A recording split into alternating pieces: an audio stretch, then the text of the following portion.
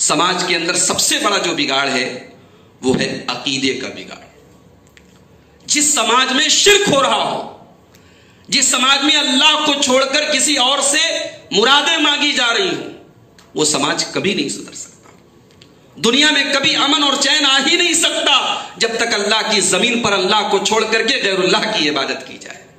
اللہ نے فرمایا سورہ انعام کی آیت نمبر 82 کے اندر، آیت نمبر 82 کے اندر، الذین آمنوا ولم یلبسوا ایمانہم بظلم اولئک لہم الامن وہم مہتدون. جو لوگ ایمان لائے اور انہوں نے اپنے ایمان کے ساتھ ظلم کی ملاوٹ نہیں کی، ظلم نہیں کیا. جب یہ آیت نازل ہوئی، کچھ صحابہ اللہ کے نبی کے پاس آئے، کہا اے اللہ کے نبی، اللہ تعالیٰ کہہ رہا ہے کہ ایمان لائے اور ایمان کے ساتھ ظلم نہیں ملایا. ہم میں سے کون ہے جس نے کبھی کوئی ظلم نہ کیا ہو؟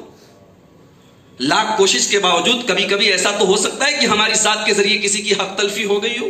اور اللہ کہہ رہا ہے الذین آمنوا ولم یلبسوا ایمانہم بظلم اولئک لہم الامن.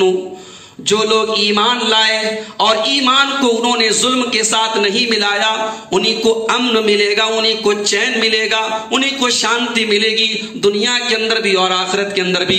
وہم مہتدون، اور وہی لوگ صحیح راستے پر ہیں. صحابہ نے کہا کہ اللہ کے نبی یہ آیت تو بہت سخت ہے. یہ آیت کہہ رہی ہے کہ ایمان کے ذات ظلم کو بالکل نہیں ملانا. ہم میں سے کون ہے جس نے ظلم نہ کیا؟ تو اللہ کے نبی صلی اللہ علیہ وسلم نے سورہ لقمان کی آیت پڑھ دی، ان الشرک لظلم عظیم. دنیا کا سب سے بڑا ظلم اگر ہے تو وہ شرک ہے. اللہ کے نبی نے یہ آیت پڑھ کے صحابہ کو بتایا کہ اس آیت میں، سورہ انعام کی آیت میں، اللہ تعالیٰ نے ایمان کو شرک کے ساتھ ملانے سے منع کیا ہے کہ اگر ایمان لائے ہو اللہ کے اوپر تو شرک نہیں کرنا. اگر شرک کرو گے تو امن نہیں ملے گا. سماج میں کہیں ریپ ہوتا ہے، ہمارا خون کھول جاتا ہے. سماج میں کسی نردوش اور کسی بے قصور کو کوئی مار ڈالے، کسی بے گناہ کو کوئی قتل کر دے، تو ہمیں غصہ آتا ہے کہ اتنا غلط کام ہو رہا ہے، ریپ ہو رہا ہے، قتل ہو رہا ہے. یقیناً ریپ بہت بڑا گناہ ہے.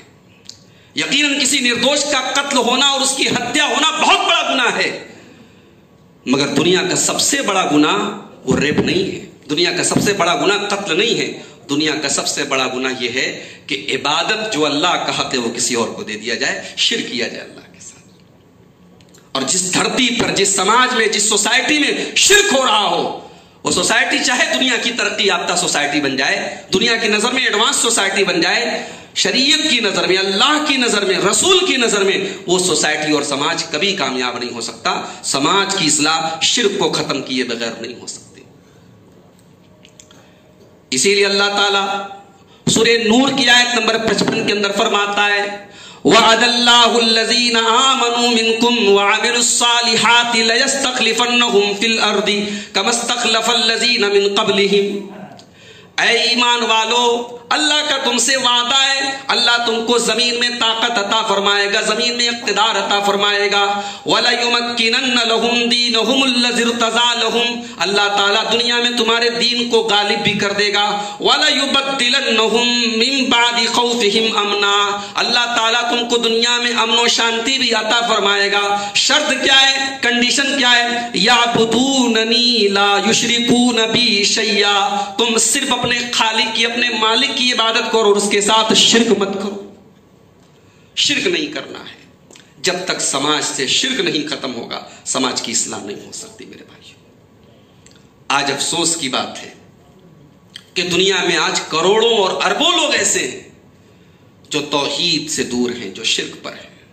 اور اس سے بھی بڑھ کے افسوس کی بات یہ ہے کہ ایک بڑا طبقہ ان لوگوں کا، ہمارے ان بھائیوں کا جو دائرہ اسلام کے اندر ہیں، جو مسلمان ہیں، جو کلمہ گو ہیں، جو لا الہ الا اللہ کا اقرار کر رہے ہیں، انہیں نہیں معلوم کہ شرک کیا ہے، اور بہت سارے شرکیہ کاموں میں وہ بھی مبتلا ہے.